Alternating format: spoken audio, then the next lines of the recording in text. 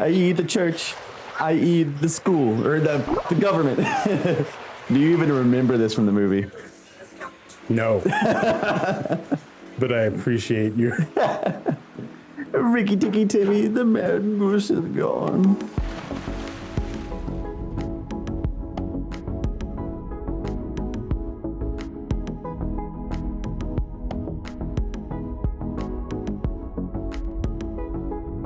Welcome to Shallow Cinema. This is a bit of a special episode that we felt was completely appropriate after our pilot episode because Barbarian kicked ass. So I guess a spoiler, we liked it. Mm-hmm. Yeah, so we felt like we wanted to highlight this movie that, yeah, other people are highlighting too, but I still think it's kind of going under the radar. And maybe if you're in the same boat that we kind of were, you might have also read the movie off if you had seen this trailer. I absolutely did. I went and saw The Black Phone in theaters with my roommates, and the trailer for it came on, and it was like from a man who watched it from a producer of Shrek and all that kind of bullshit at the beginning of the trailer. And it has your two characters, and it has some really cheap lines, really cheap music, and I'm like, this looks like this. And I was like, I started laughing at the end of it, and like my roommates kind of looked at me and was like, we actually think that looks pretty cool. We kind of want to see that. I was like, you guys are fucking stupid. I don't want to watch this shit. Speaking of two characters, we are Blackjack Bauer. Yes, yes. I mean, I am Blackjack Bauer. Yeah, we both are. We're a hive mind now. I'm Nemo. And then once again, this is Shallow Cinema, and this is a highlight episode of the movie Barbarian from writer-director Zach Kreger, who until now is probably most famous for The Whitest Kid You Know. The Whitest Kid You Know.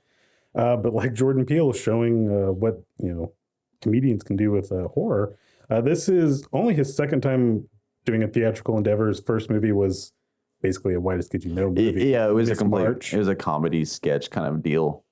Definitely came up with the Whitest Kids You Know team, which could also lead you to writing this off. But with his first horror piece and only his second theatrical endeavor, he knocks it out of the park, in my opinion. The trailer may have left you unimpressed or dismissive, but this is an example of a trailer doing its job well, and the audience needing to rewire how we cynically view a trailer, as it gives you all of the setup, premise, and then nothing else. And this movie is absolutely something else. That's why I wanted to shoot right out of the gate with saying my experience with this trailer, because I feel like it's appropriate because it's how the trailer portrays the movie. So my opinion on the movie is how the fucking trailer works too. I don't like all this meta-ness going on with this movie. It's too good. And it's not meta in the way of like Cabin in the Woods. No, which was a very direct reference to horror movies not doing certain things or doing them well, and a love letter to the fans. I put this in the same vein as Cabin in the Woods in regards of going into it knowing the least amount is going to give you the best impact with this movie. I completely agree. Like, watching it, I just decided to start watching it Halloween night. I was like kind of like half doing stuff in between, but right after the first act, I was completely hooked and just glued to the TV the entire time. So the premise is Tess, played by Georgina Campbell, which she is not in a lot of stuff, but she is in a pretty big episode of Black Mirror. That's where I recognize her. Yep. What's the episode? Season 4, episode 4, Hang the DJ. Played by Georgina Campbell, she shows up at her Airbnb, already occupied by an apparent double booking with Keith, played by Bill Skarsgård, who you'll most famously know as the reincarnation of Pennywise. Excuse me. He is the main villain of Eternals. Thank you. I wouldn't know. I didn't even know he was in that. He sure is. He's the voice. All right, good for him. And the tension and mystery builds immediately from there, followed by an excellent use of actually subverting our expectations, knowing what you would already think is happening or going to happen, playing into it only to smash that or pull the rug out from under it and turn it around in a way that is earned and, as you look back, makes sense. Like, oh, yep, all right, that all adds up. Yeah, the trailer really does do a perfect way of showing how boring that is. Like, it is literally like, that is the most tropiest type of story. It's like, oh, spooky Airbnb. But then you're like, okay, well, wait a second. Now it's starting to get more interesting. You start getting like actual dialogue. There's no jump scares. And if you're into it, I mean, as I like that. I was asking, I watched it by myself. So I'm talking to myself, I guess. But I was asking questions like, I equally do I trust this guy? Right. And it plays with, and I want to talk, bring it up a little bit later too. it definitely plays with the idea or the theme of, you know, a woman or a man in that, if that situation was reversed, as you know, she does end up going to inside the Airbnb, but she's a little hesitant, you know, she's as she should be. Yeah, absolutely. And eventually when they do start talking and they're actually getting along, she mentions like, if that had been reversed, you would have just walked in, no questions. And he kind of is like, well, I mean, yeah, because he doesn't, because as a man, we don't have to necessarily think of. He's like, I want to talk more about it when we break down into it, but like he gives this vibe off as like, of course, you know, he's Bill Skarsgård. You already know him as a villain. So he's already kind of scary to look at to begin with. There's that famous picture of was it Rainn Wilson? Is that his name, or is it no, not him, the Barry guy? Bill Hader. Yeah, there's that famous picture of him talking to him in the Pennywise costume, and he's like, dude, I love this movie. I love how you do this. Like the eye effect is so cool. And he's like, oh, I just do that. And he did it. And there's like famous picture. Yeah, I've seen an interview like, where screaming. he just did it too. And it's like, oh, you're kind of a frightening dude. So you, even as the audience, kind of get sucked in where you start to trust this guy, but you're also, whether you're, I think, a man or a woman, you're also like, I don't know if I totally trust all of this. Like he's almost too nice. And again, it's playing with the setup, and you really do wonder, like, okay, well, what's happening? It does such a good job of making such a basic plot, which is once again like what I loved about the Black Phone. It's such a basic nothing plot, making it interesting. Whereas you go and look at something like The Conjuring or Annabelle, it starts you off, you're just like, eat, and fucking scary scenery. Let's do a jump scare right off the bat. Here's some backstory for all this shit, where this one just throws you into something so normal and basic that you can put yourself into their shoes completely. And as we'll get into when we get to the spoiler section, because I really don't want to spoil almost anything of this, it very even early on kind of sets this shadowy precedence that things are not what they appear. It's not what you expect it's going to be, but you can't help but have your expectations. This keeps you really guessing, keeps you off balance, I think is very important, honestly. That's a good point. And for almost more than half of the film, but at the same time, it's treating you to some really beautiful and purposeful set design and excellent camera work and just cinematography. I love the color. I think I messaged you halfway through the movie. You did, yep. We were giving out trick-or-treat candy when you messaged me. Was literally not even saying if the movie was good or not, almost telling you, like, even if it's bad, like if this turns out to be a bad movie, like this movie looks great. It was giving me, especially like with the dialogue scenes at the beginning, like the same vibes as Midnight Mass. Some points, it was just like very beautiful cinematography, these warm tones, while also having like a sinister aura. Really like changing. You definitely see that little Mike Flanagan. Yeah, it felt, and that's why it kind of got me a little bit more hooked into it. Also, I think having Georgina Campbell as Tess, and not really that big of a known actress, this is her breakout role for sure. But having her as someone, like, it's not distracting of who she is as an actor, where the Bill Skarsgård part is distracting. So it gives a really nice mixture of like power. I was thinking, I did notice Bill Skarsgård is also a producer on this movie. Yeah, he is. But you know, he is famous, but he's not. His face isn't super famous. I mean, his most famous thing is still Pennywise, which you don't see him technically. Yeah, and apparently the main antagonist of the Eternals. But if you do kind of know him, you do suspect, like, all right, well, I think you probably are a villain, you know. And also, you're going into a horror movie that has him. It's like, oh, of course, he's the bad guy. And whether, no matter if there's just going to be a slasher flick, a kidnapping, torture flick, supernatural, that opening setup of her, I mean, it literally opens with her pulling up to the Airbnb, struggling to get in. A light turns on, he's in there. Like, and that's the thing too that I think is so brilliant about it is, I've never been to an Airbnb. But I don't know if many people will after this movie. I certainly won't. But there's a thing, like even with going to hotels, just that moment of frustration where it's like, oh, the card or the key's not fucking working on this door. It's very. It's in the middle of the night. I'm tired. I think it's raining at the beginning of the movie. Yeah, it is raining, and it's like I've been in her position where it's like so late at night. I'm not about to sleep in my car because I don't know where the hell I am. I've already booked this thing. I'm going to start getting really pissed off if this door's not opening. And it's like, that's so relatable that it really hooks you into her character immediately. I think as the movie evolves and as we'll dive into the spoiler parts, there was never a time where any character behaved in a way where I'm like, well, that just seems illogical. Right. Even if as a backseat watcher, you're like, no, don't do that. But everything they do is like, I get why you would behave this way.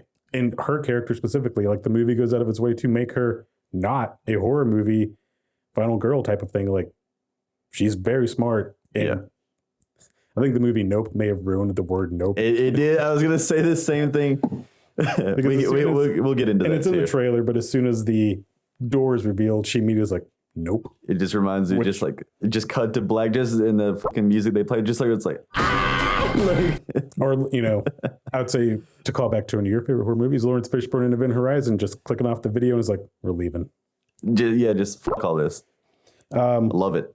The last thing I was going to say is, you know, eventually this also does follow in modern horror trends of having social themes are reflections of our current society, and it does it subtly and disturbingly without distracting from its simple plot. So it is able, and this is how it really, I think, should be. And it was really tasteful, too. It's not beating you over the head with it. It is simply, it is here. It's in here.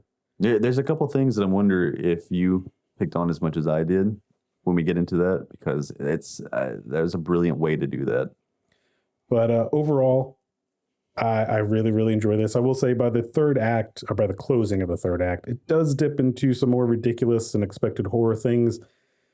But I feel like the movie has earned that by this point. It absolutely earned it. It's kind of giving you what you want of a horror movie.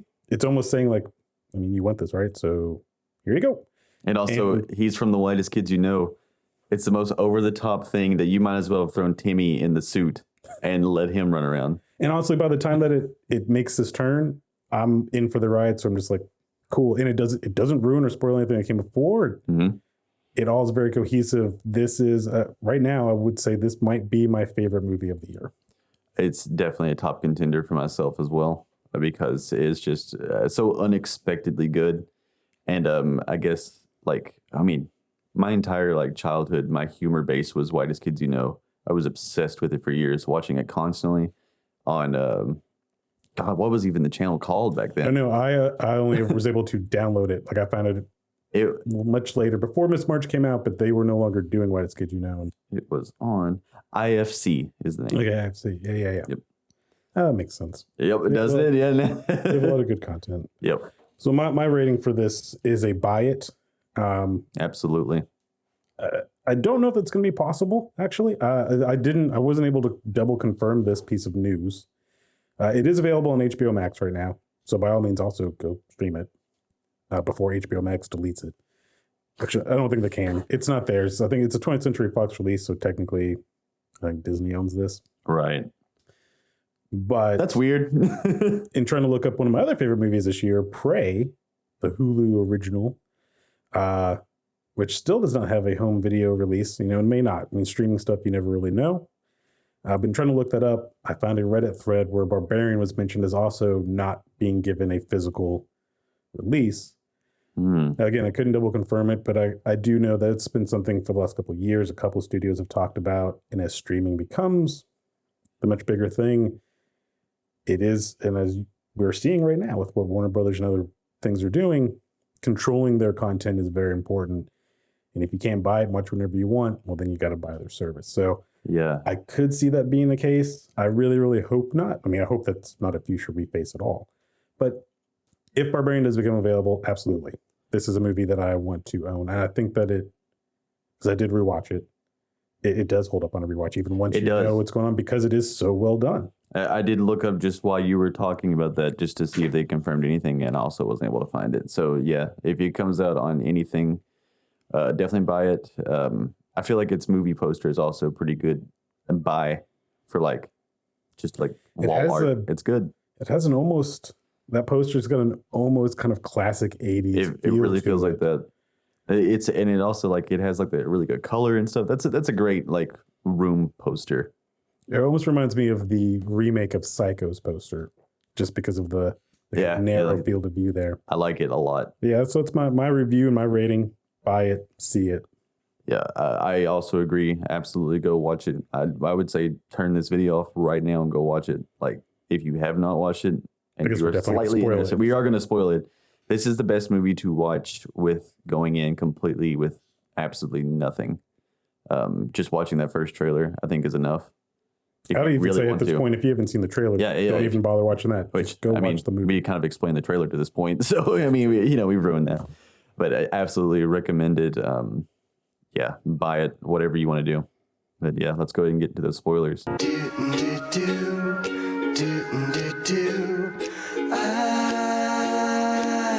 I love that. And what I meant by the subversion of expectations is I didn't time it out, but I want to say the first 45 minutes is the Airbnb. Yeah, it is. Mystery tension show. And he does a good job of throwing in some extra tension with a homeless guy running at her. But the first thing actually in the first, or almost feel the movie tells you it's going to subvert is, to be honest, I didn't expect it to come out of that first night. I thought it would be all taking place in this night. I thought it would all be on one day. So when we snap cut to daytime, I'm like, oh, okay, well, I'm immediately not as scared because that's daylight. Yeah. And then she walks out to go to her interview and you see like, oh, this neighborhood is fucking trash. I think that's my favorite part of the entire movie. It's interesting because he also kind of told her that when they were talking. It's like, yeah, you don't want to sleep in your car. Like, this is a bad neighborhood. So, I think that goes into his character as well. She couldn't see it because it was so dark and rainy, and we couldn't see it. It wasn't really being hidden. But then when you walk out, you're like, oh, yeah, no, this is... And also makes you go like, what's fucking up with this house? This house looks like why is it so suburban pristine? Model, and everything else is... This movie takes place in Detroit. It's destroyed, like completely destroyed. So yeah, we get Bill Skarsgård character, like he turns the light on, opens the door, and he's very suspicious. He doesn't just like throw the door wide open. He's like, it's cracked. And he's like talking to her. He's like, hey, what the fuck are you doing? And, let her in and stuff. And he's acting really nervous the whole time, which makes you feel like he's a villain. She's not drinking the tea that he makes her. And he's like, he's almost forceful with the tea, but he is really, I think, just trying to be overly nice. And he's giving you that, like, which I can relate to. Absolutely. It's like, especially when you're a nervous, anxious person who is also like, this is a really bad situation and it could be really bad for me. This is like everything in this is red flag central. I don't trust you as much as you don't trust me, but I want to work together because this isn't fair. You bought something. He feels guilty because he's in a place that she's paid for, but also he's terrified because he's like, why the hell would you buy a place like this? They both paid for it. And that is the one question I have is like, how is this booking thing done? Right. Like what was there? They did explain it. It was 2 different apps. True. And when Justin Long, we're in spoilers. We're talking about everything. And but when he calls the company because it's his house. Yeah. And he calls the company because he walks in and like, their shit's still there. Yep. And he's like, well, who's been here? And they're like, nobody. Nobody's been there for 2 months. So like, it doesn't need to be explained, but it was the only question coming out. I was like, well, but 2 other apps booked this. Like how? And again, also don't know how Airbnb works. So maybe that's something that very likely could easily happen. I don't know. I know it is something that if you're mixing between apps and stuff, it is something that absolutely can happen. But you mentioned red flags, and I want to bring up the script started out after Zach Kreger read a book called The Gift of Fear, which encourages women to trust their intuition when confronted by obviously dangerous men. He used it as a writing exercise of a woman ignoring mounting red flags. And as he continued to write that, he realized he had something more here, and then he expanded on it. So it actually did start as just the story of this kind of little situation. It was going to be a short film. And it turned into... I mean, that's his kind of like his bread and butter, too, is just doing shorts. Because you can look at this and wait, it almost is broken up of like 3 different short films. That's having like, it was almost like 3 stories that do combine at the end, which is also very hard to do sometimes, especially in a movie, like a horror movie, out of all things. It's true. But that quickly is pretty impressive. And so, we see in Bill Skarsgård, there's a bottle of wine that he even says was left there. It has a cork on it. Like, as you're watching, you're just like, did you lure this girl here? Essentially. And my first thought, too, is like, oh, is this going to be the bait and switch where it was actually, she's the villain? And she is doing all this. But at one point, he makes note of like once she cleans up that he didn't open the bottle of wine because he wanted to share it with her. And he's like, I didn't think that you would be comfortable if you didn't watch me open it. And he's like super like nervous talking. Just like, so he is aware of red flags that can go up and he's trying to be accommodating to that. And she is very, not standoffish, but understandably so, just like, you're a stranger. I don't know what's going on. I'm not going to she does open up eventually. They kind of connect. Yep. She reveals that she kind of has a very abusive past. he kind of reveals that he hints that he might have had one too.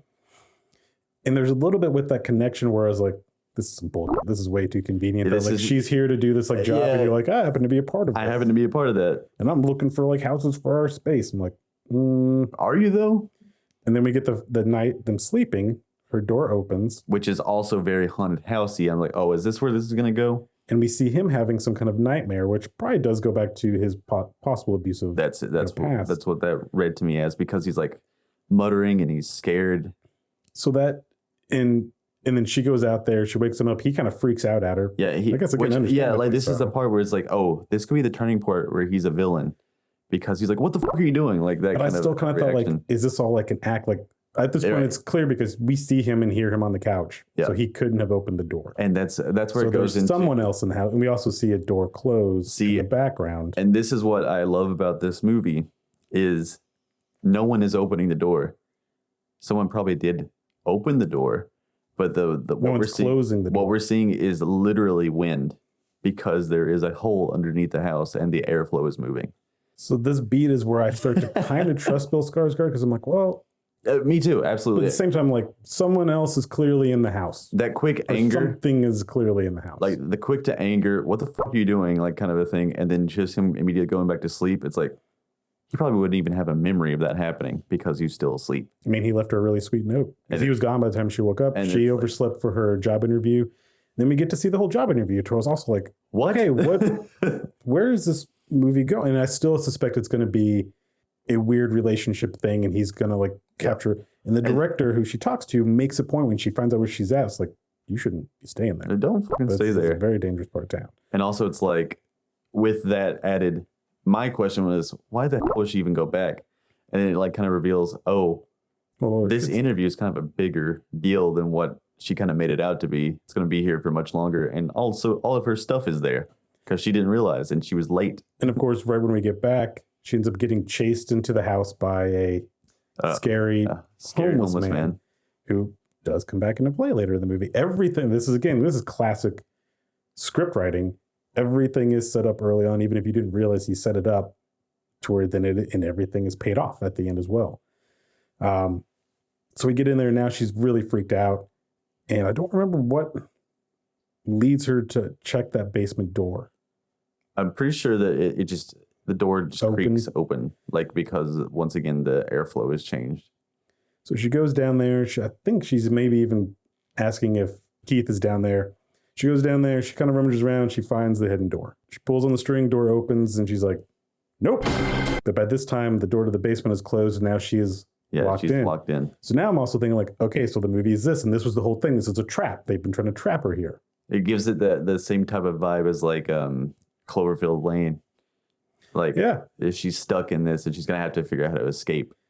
And she waits and waits and waits, can't get out. She left the Yeah. keys upstairs. Yeah, so like, like Keith is also going to be everything. locked out because that was his note, like, please leave your keys in the lockbox. Everything was like locked out because she didn't expect this door to close. So she's going to have to go down this hallway. So then again, I love what she does. She brings up a mirror to flash some light down there. I'm like, this woman's on point. Yeah, she's doing things that are actually logical. Like, Then we get into this other love room that's down this hallway, and you just have this filthy ass bed, a bucket, and a camera, and a blood-stained handprint on the wall. For now, she is immediately freaked out because some fucked up shit is going on here, And so- or has gone on here. and so are we, because it's like, okay, now is this going to be like, okay, here is going to come out Bill Skarsgård or something? Like, is he like this mastermind of like some kind of like snuff film factory? Yeah, and I think that's actually he does show up right around this time, and pulls her out through the window. Yeah, he comes and like starts beating on the door because he's like, I'm supposed to leave the keys. And then she like taps on the window, and even he's like, haha, what are you doing in the basement? Like, kind of a thing. Like, oh, you're silly. And she's like, dude. Which again is really keeping me off balance because I'm like, I really like this girl. Yep. And I don't know that we're on her I side. don't totally distrust you, Keith, but I also don't totally trust you. Like, because I'm still thinking this was your house and like you set all this up. And when she gets upstairs and she wants to leave now, as anybody should, and he's just like, and this is again kind of a little bit of the message, kind of mansplaining to her, like, calm down, you're being irrational. Right. You get a little bit of toxic masculinity, but also But he's not- self-righteousness. He's not too overbearing, and honestly, again, it does come off of like real. And Not like he's a total prick, like a good guy who doesn't realize he's being a dick. It's so, like you said, real, that it makes sense in that sense where it's like, oh, hey, let me take care of this. You're the woman, like you stay here. And maybe this is just me. I also related to the fact of like, I would want to go see for myself as well. Just be like, can you wait for just 1 minute? Just, I understand you're freaked out. We will leave. Just let me go look. And maybe the most hoary, tropey part of the movie, where he now stops responding to her. That definitely a trope. But it is because it turns out this hallway has another door in it that leads to a fucking cave, and he has clearly gone down there. But again, now I am like, he's learning. Like this was the whole plan all along. And then this is where the trailer. This is all the trailer shows is up to this cave. And she eventually slowly makes her way down there. She finds Keith, and Keith is legit freaked out. He's like crawling on his all fours, very Pennywise like. Where you're like, I don't like this imagery. Something bit me. Something bit me. And she's like, let's leave. He's like, no, it was that way. Because as I'm watching, like, but that's the way out. Like, go. She just came down here. She was fine. Go. But again, I get it as like, you would be freaked out and be like, no, something bit me that way.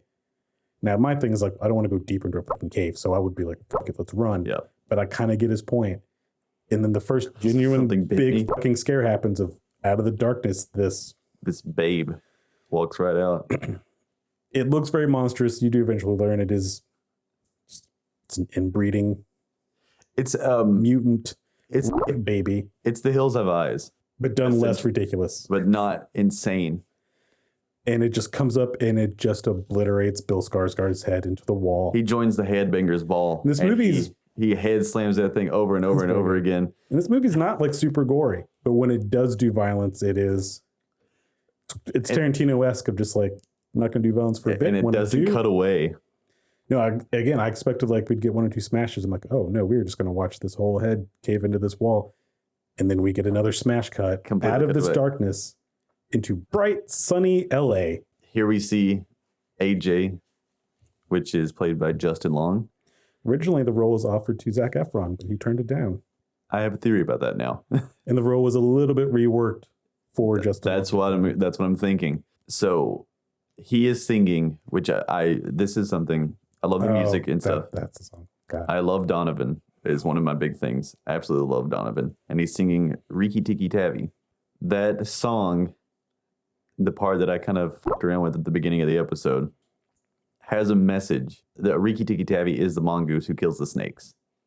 So he's like singing this song. It's like, the song is like, hey, do stuff for yourself. Don't let other people do it for you. You be the mongoose. Don't let other people be the mongoose for you. Take care of your own snakes. So he's like singing this song. It's like, i.e. the government and like all that stuff. It has a meta message, which is what we were talking about. Like, that's why I like what happens with James Gunn and his scripts writing around music. They did this appropriately where he did the same thing. He wrote this scene very particularly. It sets him up as this cheerful character in this cheerful California sun with the roof down. He's flowing. He's like having a good day. It's a jarring transition from completely jarring. And it's very happy, very upbeat. And it's also the fact that we just kind of got revealed like a little bit of what was happening, and we don't know the fate of Georgina. We know the fate of Keith. And it's just like, what? And then we are with Justin Long for about the next 20 to 30 minutes. And he is... To where I thought, like, I guess this whole other chunk was literally... I almost thought Georgina didn't matter anymore. It's like, this was just to set up, like, what's in this house. My initial thought is, because he starts going through his plights, my thought is, okay, he's a director. Maybe he's going to attempt to make a new movie or he's an something. Actor. No, he's a director. He was making a pilot for a show. I guess I just took it as that he was the lead actor of that show. You know what? That might be a detail I completely missed out To be honest, on. it doesn't totally matter. Either way, I figured they would end up like buying the house there, making a show there, and then hijinks. Or he gets an Airbnb and he goes there. His good mood gets dashed when he is told they're not going to move forward with you, and he asks further. And his co-star has accused him of. And yeah, it is a Me Too, and this is probably the most overt it gets with its message. Now, and I think different people have taken this differently, because I talked to someone else who didn't see it this way. I thought for a while he was being wrongly accused. For a moment until he meets his friend at the bar. I mean, that's the scene where the movie directly tells you, oh no, he's He did it. and I and think the way that, he explains it to you, you're just like, oh, God, you're a real piece of shit. and that I think that also really shows his character in that form too, where you as the audience are believing, hey, this guy kind of isn't really like, he kind of feels innocent because we see him in this happy, cheerful opening, whereas Bill Skarsgård is completely innocent. He's at nighttime. He's a villain. It did kind of played with us with that, and I love that. I think that was the movie's intention. I think that we were supposed to kind of be on Justin's alongside. I mean, we see some stuff. Well, afterwards, we're also kind of like, I mean, his life kind of falls apart very quickly. But he's a gaslighter, and we do see more of like, oh, he is kind of a dick. And then it is when he's out drinking with his buddy, where he just asks him like, hey, come on, dude. Between you and me, he admits it without admitting it. He's like, oh, like, you know me, like, I just don't give up. Yeah, it's like she wanted it. She wanted it. It's like he never went out and actually said, oh yeah, I just forced myself on her. But it was like even worse than just saying that. And then when he gets home, he drunkenly calls the actress who doesn't answer, and he apologizes. But it's all about him. It's never about. He starts gaslighting her as well in that, because he starts to almost like accuse her. And I have said out loud to myself, oh, so this is now that I feel good about whatever happens to you in this movie, because I know what's downstairs. I want. And I thought like, now I was like, I guess that's the point. You wanted me to know what's down there. Now you show me this character. Oh, you subverted me again. He is a piece of shit. And you see how callous he is, because one, he is miffed that there's shit in his house, because he owns his rental property. So he comes home from LA because he wants to sell it because he's broke. He's broke now. Like his accountant's leaving him all this shit. He kind of goes through their shit. He goes to her laptop, tries a password, which my guess was he wrote the word password. That's what it felt like to me too. It doesn't work. And I've never seen a more flippant and careless. He just tosses the laptop over to a dresser. And it's beautiful because he doesn't think about it. Like and the camera doesn't even make it like an intentional. I almost wondered if it was improv. Right. And it's also like nobody treats a computer like that. It's so, he just tosses the fucking thing. He's like, it's no, like not violently or anything, just literally like he couldn't care less what happens to it after it leaves his hand. Precious item is no longer useful to me. It's not going to serve my purpose. I'm going to cast it aside. And he sees other evidence that clearly a person or people were here somewhat recently.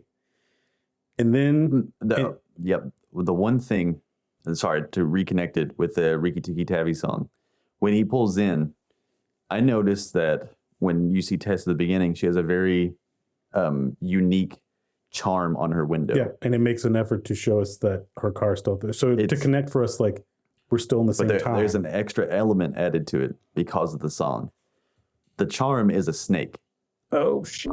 You see him pulling up, and you're like, oh, here's the mongoose for our snake in the basement. When it's like, no, he's the snake. The monster is the mongoose. Because, yeah, the monster in the movie is also not really... By portraying it like the snake is in the car, but it's showing... It's perfectly in the center of his headlights backing up. Well, that's very good. I didn't pick up... I mean, obviously, I didn't know the song. So. But because of that song, that's what it like immediately picked up on for me. Because I watched it twice as well. Also, the street is named Barbary Street. Yeah, I mean, that one is very clear and intentional. The reason the movie is called Barbarian, because you're halfway through, I'm like, oh, Barbary Street. So if you lived there, you would be a... barbarian. I like that. And as we learn more about what happened in this house, you'd also be like, what a barbaric thing. So he's going to sell his house. He goes in the basement, start measuring. He discovers, because the door's still open, he discovers the extra hallway. He does go back upstairs, but not because of what Tess went upstairs for. He goes up to find out if this can be counted as extra square footage. He starts Googling it. He's like looking up laws, and he finds out it's like no, but then he's like, so there's there's a way you can add it to this. And he's like, fuck yeah. And he gets back down there, and then he's measuring the clearly murder fucked up room, and he's like, oh, what the fuck? And these things are very clearly like the only thing in the room. He even sits on the bed, and he's like, oh, gross. Like he wipes it off, whatever. It's like, this is how disconnected he is. He doesn't even question or wonder what has happened in here, why there is a camcorder in a bucket in his gross ass bed. He's just measuring the whole fucking room, and he's like psyched. Then he discovers the cave, and he's more psyched. Which is also, him discovering the cave is also nice for the audience, because we were like, that wasn't there before.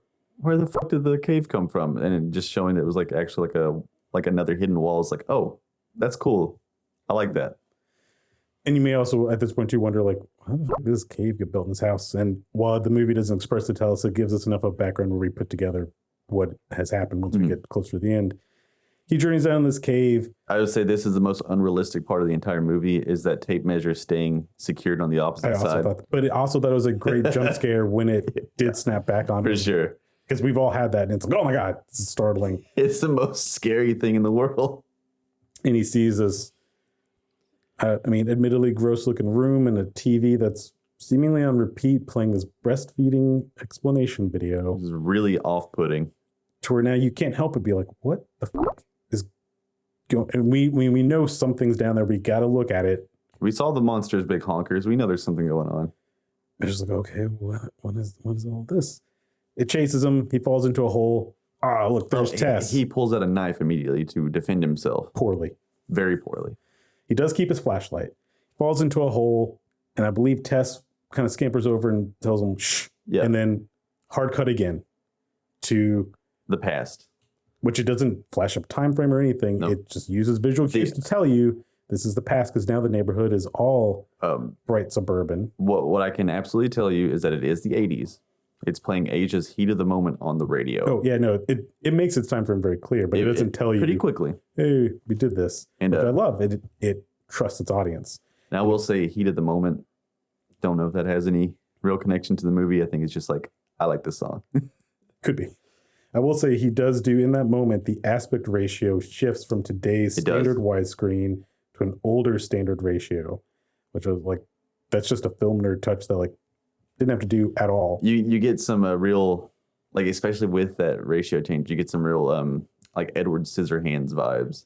Because the neighborhood, again, this is where you get even, this is more fake bright colors, because it almost looks commercial-esque, and the camera's very, very steady all the time. It's always moving, and we're following this rough-looking individual played by Richard Brake, who, if you've watched Rob Zombie stuff, you know who he is. Okay, I didn't know who he was, but I did pick up his name was Frank.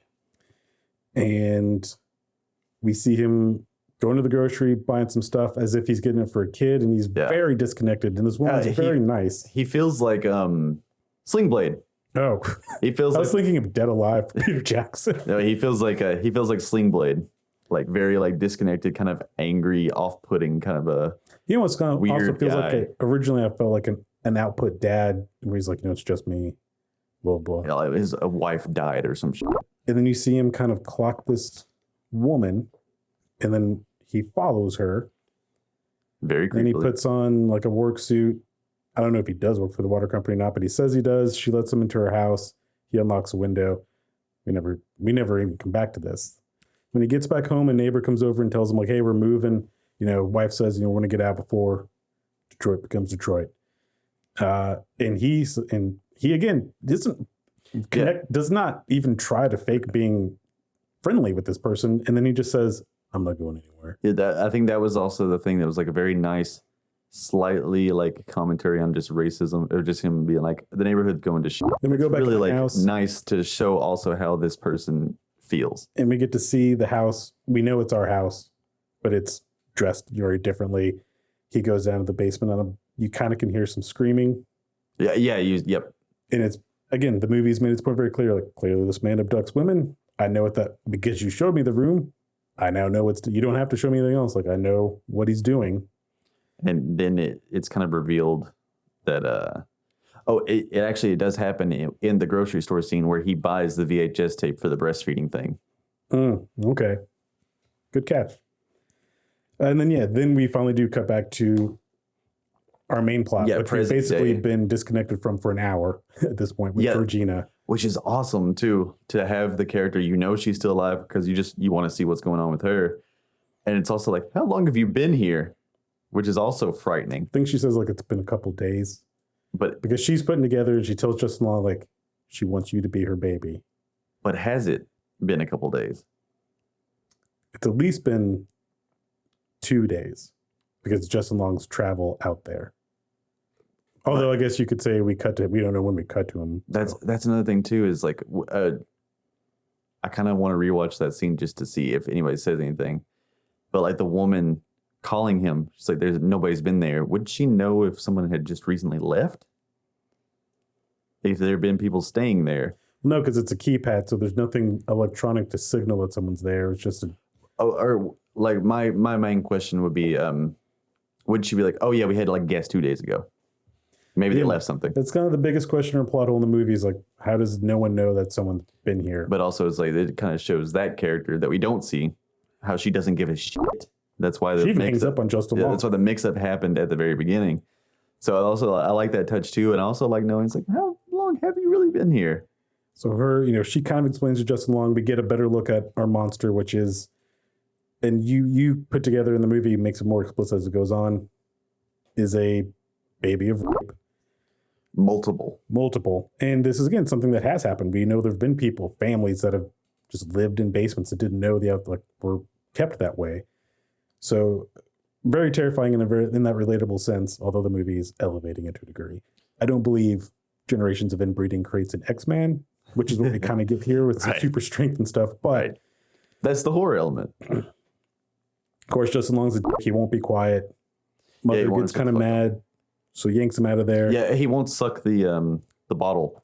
It's got gross hair on it, which was an accident. That wasn't supposed to be there. The wig got caught on it. I love that. And then Zach thought it was gross, so he added more hair to it. That's funny as shit. And you kind of think, too, this is just Justin Long getting his comeuppance, because then he is forced to just straight breastfeed from her. And this is where I felt like I should be laughing because it felt so comedic. Because you take a whitest kids you know, put Timmy in this situation, it'd be fucking hysterical. See, I was just grossed out. And that's what, to me, is like, I feel like I should be laughing because I was grossed out and kind of scared at the same time. Or not really scared, but you have that like suspense. But it's like, I still felt like there was like some kind of like underlying comical element to this. And then when I found out who the director was, it's like, oh, that's so nice. I love that. At this point, Tess kind of makes her escape. Justin Long journeys deeper into the cave. We find the old man is still alive. That was surprising to me. That was like an actual, like really good subversion for myself. He's got all these tapes, and Justin Long watches one of them where we discover he basically, these women, they had children. He then raped the children. And he recorded the videos. And kept all of this down here. And because even Justin Long looked at this and was like, what the fuck is wrong with you? What kind of monster are you? You think is this character's kind of making a realization to where eventually they do kind of get out. And I don't want to jump to that just yet, because the other point that the movie made a really good thing of, Tess gets out. She is out. And I think the homeless guy comes up to her. We find out he wasn't a scary homeless guy. He was running her down, telling her to get out of that house because he knows what's in that house. And with the old man, Frank, like just sitting there, like he's like really sick and he's not saying a word. I don't know if he could. That's a good point. We don't even know if he really was sick either, but he seemed to be pretty weak. So he's... I mean, he would have been well into his 80s. For sure. So we see like... At one point I was like, it's amazing that you survived down in this cave. And you also realize too, like, oh, you dug this fucking cave out in your basement to do all this fucked up shit. This is yours, and she's taking care of you. Because you said, I'm not going anywhere.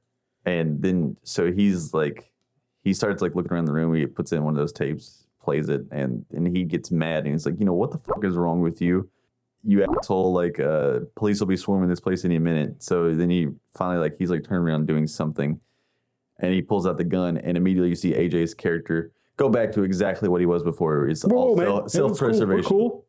And immediately he's like, hey, please God, don't shoot me. Frank shoots himself, which he's also like, AJ makes a half-ass attempt to stop. I think really it was just that AJ didn't want to see that. That too. It wasn't that he cared about this person. Because, I mean, the old man's pretty weak. If you made one quick lunge, you probably could have grabbed the gun. I mean, realistically. He's pathetic. So it makes you think, it is the old man just killing himself because he's afraid of the monster or something. But it's like, no, he's just as much as a coward as AJ. He doesn't want to face. He doesn't want to go to prison. He's done. He's not leaving. Because, in fact, the monster kind of chases AJ down to that door and then backs away. Yeah, she stops. That's her dad, father thing, whatever. The monster doesn't want to go in there. Does not want to go in there at all. But Tess gets out, and because she's such a good person, she can't leave AJ in there. And the homeless guy's like, leave him. Just leave him. Like, you're out. Get out of here. And we're all on the homeless guy's side like, oh, yeah, fuck that guy. She ends up going to a gas station, asks for a phone, police come. And I love that. I feel like it's done intentionally. We get a white and a black cop, so it's not just a race thing or whatever. Mm-hmm. And they're kind of already disbelieving of her as she's trying to explain it because, well, I think it has been at least a couple of days. She looks pretty disheveled. She's disgusting. That neighborhood is not a neighborhood. Like, that house is the only thing really that's there. Everything else is straight up derelict, run down. So you're thinking crackhead, whatever. But they go, they check it out. Clearly, just from the outside, it still doesn't look like anything would have happened. Just looks like a crackhead trying to break in. Exactly. And so they're dismissive. And it reminded me of The Invisible Man with Elizabeth Moss. And that was one of the first times in a horror movie where the character sounds crazy, but we as the audience know, like, she's not crazy. Like, she's doing her best to actually try to rationally explain to you this thing that's happening. But because it is so far-fetched and she's terrified, it sounds crazy. And in this case, like, yes, the cops were idiots. I'm like, shouldn't you really still follow through with this? Absolutely should. You know, they get another call, and it is like, you see the evidence of, like, you look like you're a crackhead. This is a crack neighborhood. And then the dispatcher's like, there's like a shooting happening or something, like, oh, we gotta go. And he's just like, you're lucky we're not taking you in. And she's telling him, like, someone is down there about to be murdered. And it's with the way she looks and stuff, but I also thought was like just a really nice commentary for society in the way that it's like not hitting you over the head with it. So she does go back in. Mother, the monster, does come out. She smashes her with the car into the house. She gets AJ out. They're running. AJ, of course, he got the gun off the old man. Shot Tess. Yeah, shoots her immediately. That also, I thought she was dead. I thought so too. I was like, "Are you fucking kidding me?" Because at this point, the movie's done such a good job of everything not hitting my expectations of, like, did you fucking kill her? And then it's like, because you kind of see like the look on her face is like, I was expecting, like blood to like run off of her forehead or something. But luckily and then she's like, and like she's like, "You fucking shot me." I was like, "Oh, that's a really good response." They run because the homeless guy told her kind of where he hides. Or lives or whatever. So they go there because it is night now. And when they get out of the house, Mother's no longer pinned by the car. And this is where we get into, like, this is the trope time. Horror trope thing. But the movie has done such a good job that it earned the right to do this trope. And to agree is, like, again, it's like, well, I kind of want to see it do a little bit more. And so you get one of the best lines of the movie where he's just like, "She ain't never coming in here." And as soon as I'm in my head, it's like, don't be cocky. And as soon as it's comical it's clearly on purpose.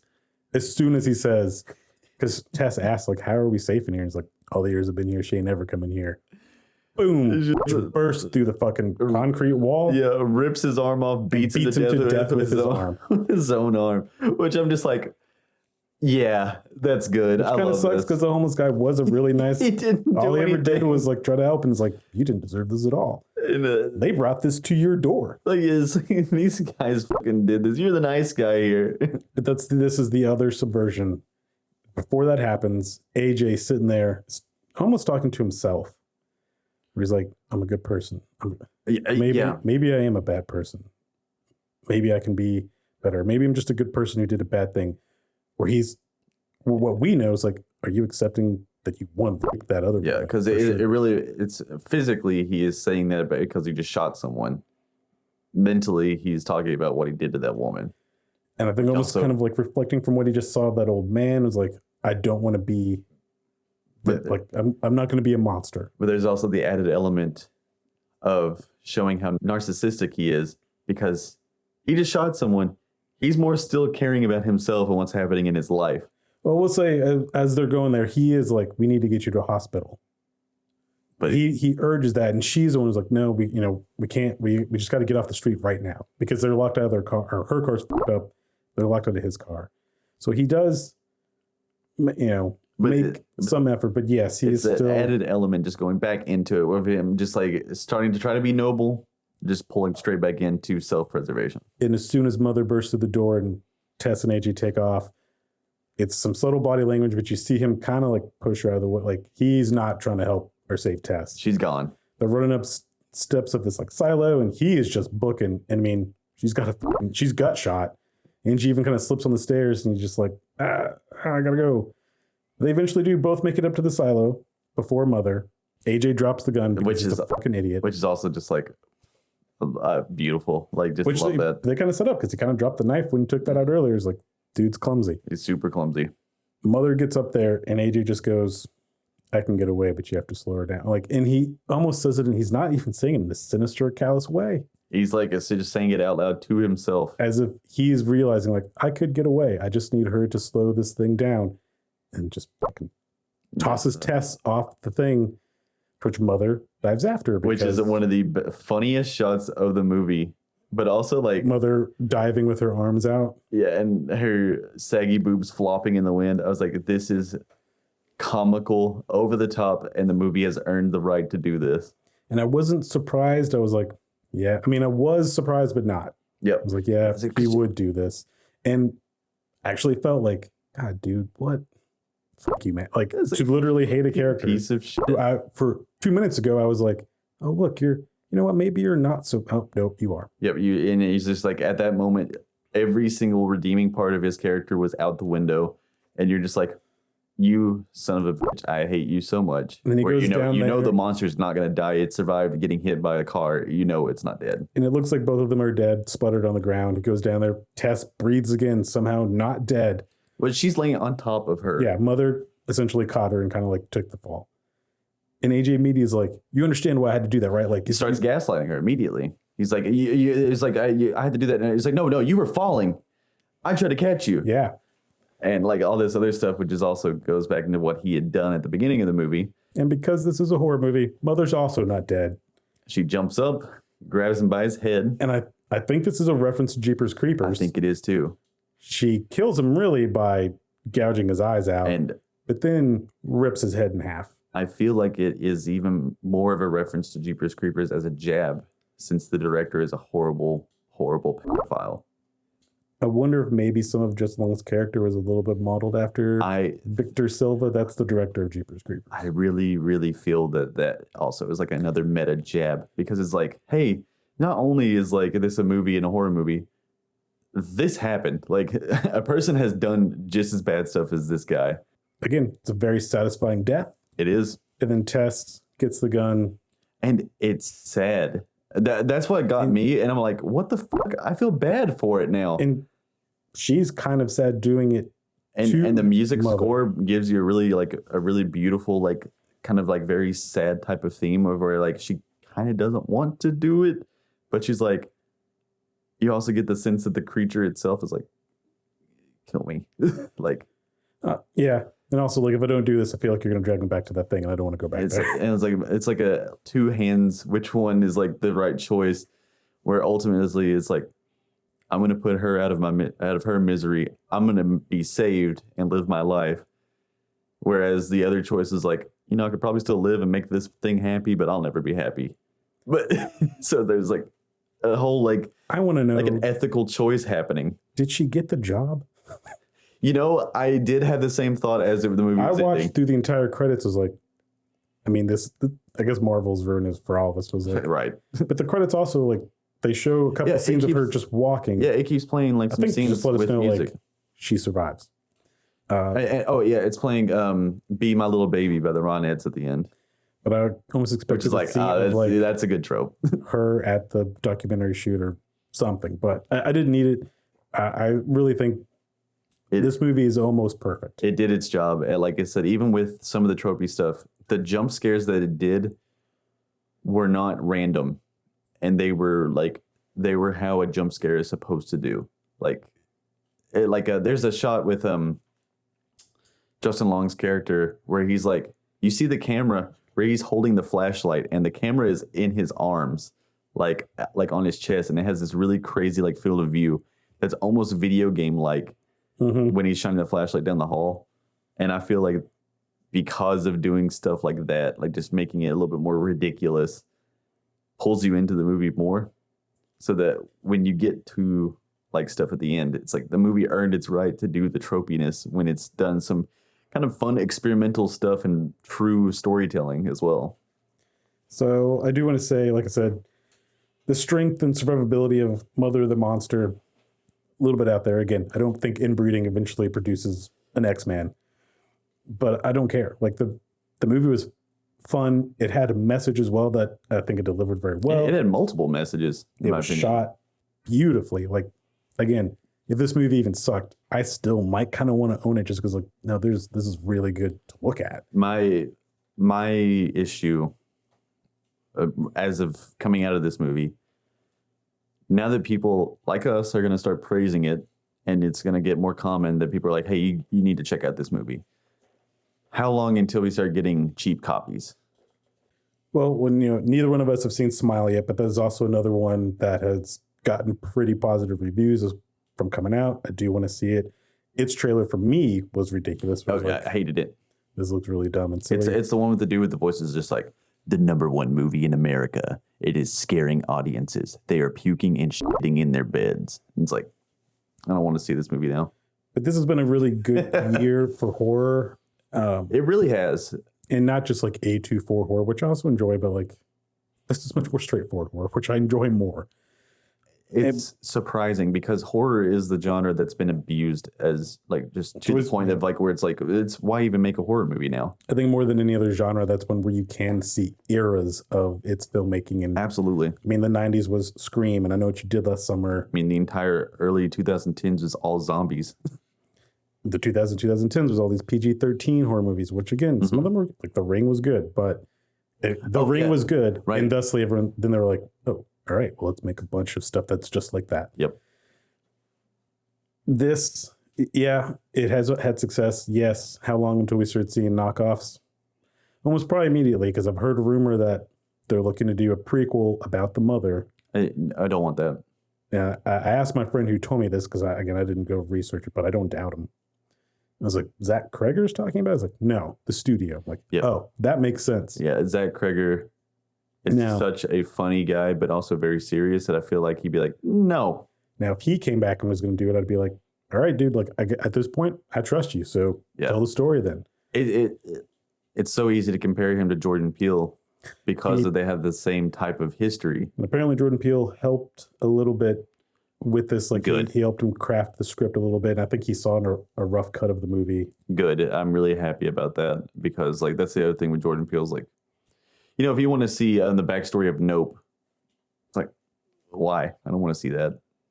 I don't want to see the young farmer on the ranch. It could happen, but it's like, it's the same deal. It's like, I don't want to see that shit. Also want to say, I guess Detroit is fertile ground for horror after Don't Breathe and its insemination thing. Yeah. But I think it's also because like, well, and as this movie used it and Don't Breathe used it for this too, of there are all these neighborhoods that are almost abandoned, that maybe there is one or two people living there, but otherwise then it's empty. So one, already creepy place, but also means there's no one to yell and ask for help. Like you've taken the audience out of the question of like, just get out of there, yell for help. It's like, doesn't matter. No one's there. And also just kind of reinventing the haunted house idea. In a certain way. Yeah. Like it's not like a true haunted house with obviously, like spirits. Not to make light of the situation in Detroit, but Detroit is what it is. And now it's lending itself to certain kinds of storytelling. And well, it's also like having just like I said, like earlier, like talking about like, oh, the neighborhood's going to shit. It's a really good show of like what gentrification really does.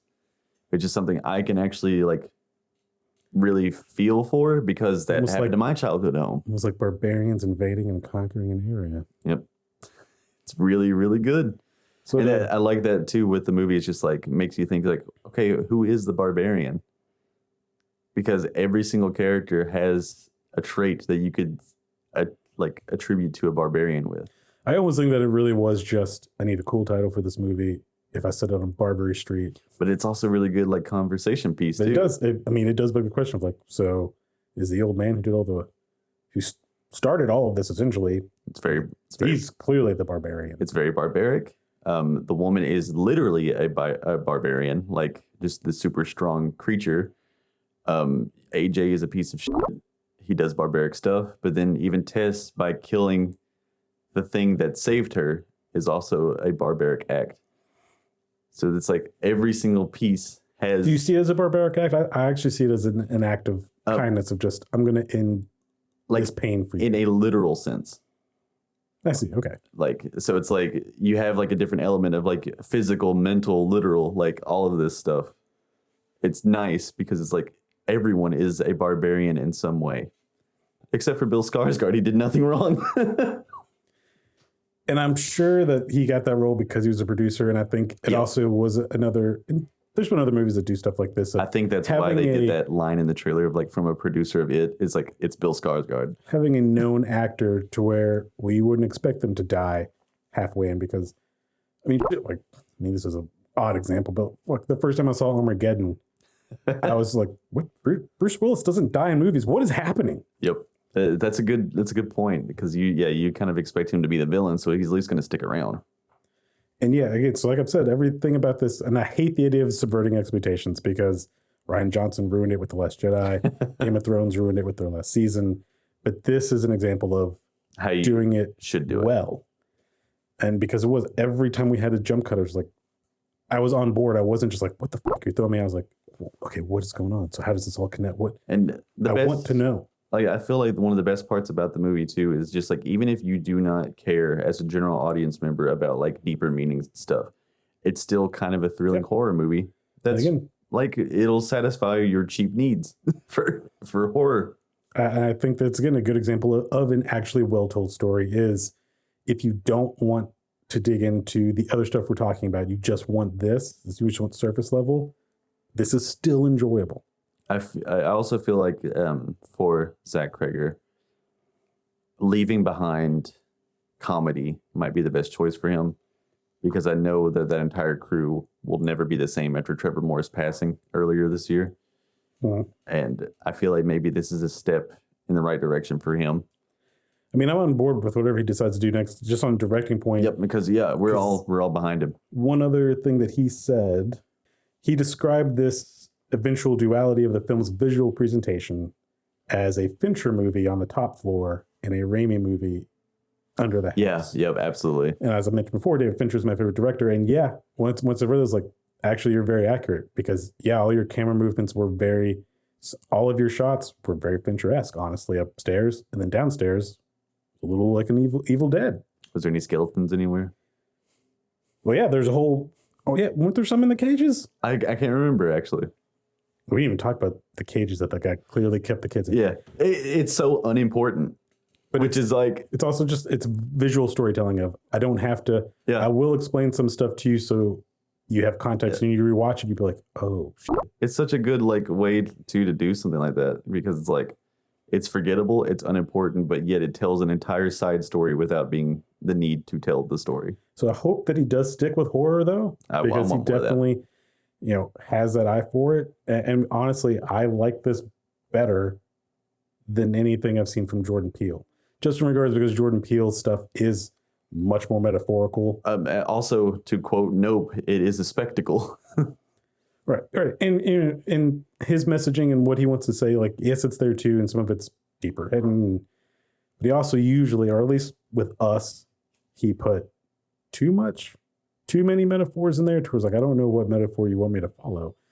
Which is also nice because it's such it's a nice follow because a lot of 80s and 90s movies did that kind of commentary where now it's like, we're going to focus on one thing and we're going to shove it home. Well, I mean, the 80s horror slasher movie was just, if you have sex, I'm just talking about like any movie that has like a political or culture commentary whatsoever. And I feel like a lot of times in the 80s, the more popular ones always had like a couple of things they could touch on. And I feel like they kind of like call back to that where it's like, you can take multiple meanings from this while the main theme is still there. Well, you're also, they are both, one coming from comedy, but beyond that, they're probably both of an age where they were raised on 80s horror movies and then saw the turn in the 90s, and they are kind of harkening back to certain aspects of 80s storytelling, but doing it at a much higher artistic level than was attempted back then. But to close this out, I want to ask you a question. Yes, ask away. Can you craft a good horror trailer without really spoiling aspects of the story or kills or jump scares? Because, while we haven't seen Smile, the standout scene to me in that trailer was one of a girl approaching the window and then the head droops down. Now, I haven't seen the movie. For all we know, that scene could be completely different than the movie. It could be a dream sequence. Well, I just mean, like, maybe it doesn't even play out that way and you will get me again. But otherwise, like, I know once I see, like, oh, she's walking to the car, like, the head's going to drop down. Like, I know because you showed me in the trailer. Or, other ones where there's murder mysteries and you're kind of like, Well, I can already kind of tell it's probably one of these characters, or you even look at it of like, oh, this character wasn't in this shot, so I don't think you live past this point of the movie. You're not going to make it. And the trailer was not horror that I thought of was The Matrix, the very first Matrix trailer, which leaned into the fact of, we're not going to tell you at all what this is fucking about. We're just going to show you some wild shit, no context, and be like, and then I think the original one didn't even say the title. It just had the website of what is The Matrix. Oh, yeah. Yes, it did. Which was just great of like, granted, that wouldn't really work necessarily today. Clearly, they didn't do that for Resurrections. But that it reminded me of Barbarian in that same way of, we're not going to give away what's happening in this movie, but we're going to show you enough to be like, are you intrigued? Well, then come to the movie. Which is also, I think, so well done because for me, for horror movies, I'm entirely a cynic.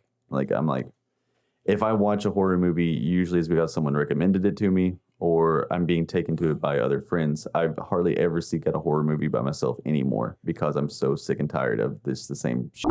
You think that was their expectation with Barbarian? I believe it was. This is going to work on word of mouth. Like, the trailer's not going to do it for us, but we got to do it. I think they did. And to go to your actual question, we could have an entire podcast on just trailers by themselves. But I do think that it's almost impossible to make a good horror trailer. There's not any horror movie I can think of where the trailer has made me want to watch the horror movie. Like, it's just, there's too much that you can do and you can't do. And it makes it so tough because like, even like I really like The Black Phone. Its original trailer was very cheap and it made it look really bad, like a B movie. And like, it has like, it's been forever, but I believe it even had like text screens where it's just like in a small town, like kind of thing. It's just like, I don't know. It's too hard to do a good horror trailer. Somewhat also just because horror naturally carries this B movie feeling. It's either B movie or your A24 pretentious. Like even like, I mean, we talked about Event Horizon. Even its trailer is like, it pretty much shows you everything. I think we get a look of fucked up Sam Neill. You do. And it's even the ending. Like, I swear I had it on a VHS tape as a kid and it was like Event Horizon, like, and just like has like the date or something. And it's like, it's not a good movie trailer, not a horror trailer. I agree. I don't know that. I mean, certain stories, like maybe this story did just lend itself to, because it is almost kind of like three different stories being told, like just show stuff from the first story, the setup. And I'm sure, I have to assume that Zach probably gave them that edict of like, don't use anything past this. Yeah, which is a good choice. Spiral, the Saw movie. I never saw it, but the trailer's pretty good. But Saw is a bit different in the sense that those types of movies are trying to be the first movie where it's more of a drama mystery. So it's a bit different. It's not like horror elements. Also, you go into a Saw movie and you're like, I know there's going to be a twist. You know what's going to happen. And also that twist is probably going to be somewhat nonsensical of, wait, what? Why did these characters? But that's a different story. Yeah, absolutely. And but I feel like that is one horror trailer that it does work because the movie isn't entirely horror, and because you know it's Saw, you already know what's going to happen. So you don't have to scare you with the trailer. You don't have to like try to freak you out. Because I hate the Paranormal Activity trailers, because I hate anything that shows an audience screaming. Well, those also, it's kind of like, what else can you? I mean, if you show us the four haunting things that happen in the movie, then there's no reason to watch this 90-minute movie of a family walking around their house. I think the best thing you can do when it comes to watching a horror movie is completely word of mouth. Because like even the Nope trailers, I mean, I guess you could consider it a horror movie. I personally wouldn't. I think it was definitely promoted that way, also just because Jordan Peele, but then it's not a horror movie. And I don't think he ever said it was either. It's scary. I mean, it has scary stuff. It's more sci-fi than anything else. For me, this may sound weird. The Texas Chainsaw Massacre reboot with Jessica Biel. I do not believe I've ever seen the trailer for that. One, it's kind of an homage to the original movie's trailer. That one can work and didn't have to show or give too much off because it's also playing on the fact of, well, we're remaking Texas Chainsaw Massacre. So you know what this is, and it kind of plays on the idea of, you know what it is, what we're going to do. So we don't have to show you all these different things. Also, the movie's called Texas Chainsaw Massacre. Yeah. Put it together. But it is it is a decent, good, and effective trailer. And it did, granted, I was younger at the time, but it did make me want to see that movie. The Aliens or Alien trailer is also one that's very bizarre because the entire trailer is just like screen flashing going, which they redid in Prometheus. They did in Prometheus, which is awful. That sound is so annoying. But I feel like it doesn't help promote the movie in the way that you think it would. As you said, we could do a whole thing on trailers, and we probably will. But, just since that was a big sticking point with this, I felt, man, what a good question of, it is. Can you do one that makes people like, yeah, I want to see this? I personally will believe, no, I don't think it's possible to make a good horror trailer. Now, I feel like there's better ways to promote a horror movie, perhaps making a short horror film for the movie. I mean, probably the best like a 4 minute horror short. To me, would still be the Blair Witch Project. Absolutely. Granted, though, is leading to like, you've never seen found footage, so we can play with this. But the fact that it was the whole thing was played up as if it was real. We made a website like, this is real. That's a good way to promote anything, because it's not even really promoting a horror movie, because it kind of doesn't even tell you what the hell it is. So it's like, it's kids lost in the woods. Like, yeah, like it's also just very strange in that sense, because it kind of broke its own genre while still being the first of its genre. Like, I feel like that's one that's a good top contender for just being a memorable trailer. Like I said, I like the very first Paranormal Activity, and there's probably fun bits in the other ones. But even that one, once it was getting a theatrical release, was all demanded at your theater, which also, clever on a marketing standpoint. Even though, honestly, it's probably going to go to all those theaters anyway. Yeah. But you just made people want to and feel like, oh, I've got to go see it because I don't know if how long it's going to be here. It's the first time I did it. And then they could have done the Blair Witch and played into, this is real. We found this footage. There's a horror movie coming out, or it's already out from the time that we recorded this. I think it's Sinister 2. Sinister 2 has been out for a very long time. Sorry, maybe I'm thinking wrong. Terrifier 2? Terrifier 2, thank you. And they're doing the marketing with doing the same night vision audience members screaming, which is like... That's the one I think you're talking about too. This is making people puke. Yeah, it is. Yeah. Or I don't know what the movie is, but that's what they're promoting. I'm sure somebody somewhere did. Which, I mean, I saw the first one, and it's like... To be honest, I almost threw up in Blair Witch, but it's just because I had a fish fillet sandwich before I saw it. That'd make anyone throw up. But yeah, this was our spotlight, longer than expected, but Nemo did tell me it would probably be longer than I thought. Yeah, and also, we do deep dives here. But definitely check it out. Absolutely. If you have seen it, sound off in the comments or email us at all the places. Anything we missed, too, that you thought was pretty clever, or even like maybe some more meta story beats, I would love to read any of it. I love to read the theories. I saw on like IMDb, someone's like, the car that Justin Long drives is an electric car, and it's making an engine sound when he starts it up. They're just like, that's how fake he is, maybe. Which is like, that's just a mistake, but also like, that's really funny. I would have never noticed that because I don't know shit about cars. And it's like, oh, it's literally a hybrid car, like kind of like a Honda Leaf or some stupid shit. And it's like, I love reading that kind of stuff. So I would love to have more, even if it's like the shot is like, oh yeah, her left hand had a scar on it, but in this shot it was on the right. I always like reading that stuff. The mother's boobs were uneven in this shot, but then even in this shot. So I don't feel like those were really her boobs. Which, I mean, if you didn't know, like also it's played by a man. Yeah, and also the actor who does play it is in mostly children's stuff, which is really funny. I'm guessing it's just like a physical thing where he was able to really like get the... Probably a Doug Jones type of deal. But yeah, really like Barbarian. As of this moment, I'm putting it, I think, as my number one. My number one movie. It's definitely a top lister for me as well. I would go as far to say it's the best horror movie we've gotten the past decade. I regret, and I would have loved to have gotten to see this in the theater. Yeah, with same. A crowd. I would have absolutely loved to have seen that and in the theater, and it makes me genuinely sad that I did not. But HBO Max got my view, so yeah, got two of them. Same. You can find us for now on Twitter at shallow_cinema, and you can also find us on YouTube at Shallow Cinema. If you're listening on a podcasting service, you can find those links in the description. And if you're listening on YouTube, you can find the links in that description. Yeah, this is Blackjack Bauer signing off on this highlight from Shallow Cinema. And this is Nemo signing out. Boo! Catchphrases to be determined.